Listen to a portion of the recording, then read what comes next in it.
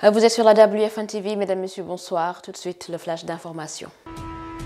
Réconciliation entre la littérature et les réseaux sociaux. La journaliste Jacqueline Fatima Bokoum a procédé hier à Dakar à la présentation de son recueil de tweets, une compilation de 1200 tweets étalés sur 140 pages qui a pour objectif de réconcilier la littérature et les réseaux sociaux. Dans ce recueil, la journaliste témoigne son humanisme et sa sympathie envers ses abonnés, soit plus de 156 000 personnes. Affaire Pape Alé Niang, la santé du journaliste inquiète la société civile.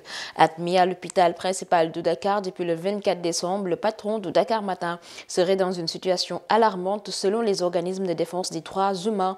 La rencontre africaine pour la défense des droits de l'homme RADDHO, la Ligue sénégalaise des droits humains et Amnesty International ont réaffirmé leur ferme condamnation de cette arrestation et demandent une liberté sans condition du journaliste d'investigation. Dans l'actualité internationale, attentat du Grand Bassam, le verdict est tombé. La justice ivoirienne a rendu un verdict à l'issue du procès de l'attentat du site balnéaire Grand Bassam. 11 accusés ont été condamnés à perpétuité, dont 7 en contumace et 7 non-lieux ont été établis par la cour d'assises. Les avocats de la défense ont annoncé vouloir faire appel.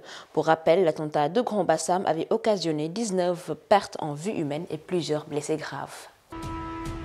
Toujours dans l'actualité internationale, les États-Unis et l'Union européenne exigent un test Covid-19 aux voyageurs en provenance de la Chine. Suite à la flambée du Covid-19 en Chine depuis début décembre, les États-Unis et l'Union européenne ont décidé d'exiger le test Covid-19 négatif aux voyageurs en provenance de la Chine. Une décision qui sera effective à partir du 5 janvier. Dans la page sport basketball féminin championnat D1 à venir face en demi-finale. Suite à une victoire sur Saltigué en quart de finale, les joueuses de face ont obtenu leur ticket pour les demi-finales.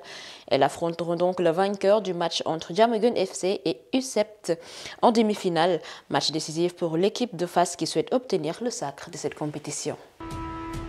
Toujours en basketball féminin, Seed Academy en demi-finale. Suite à une victoire sur un score de 60 à 65 en faveur de Seed Academy, les académiciennes poursuivent le tournoi. Le vainqueur de Larry Diouf Basket Club doivent affronter U4BC en demi-finale avant de retrouver l'élite de ce championnat de basket local.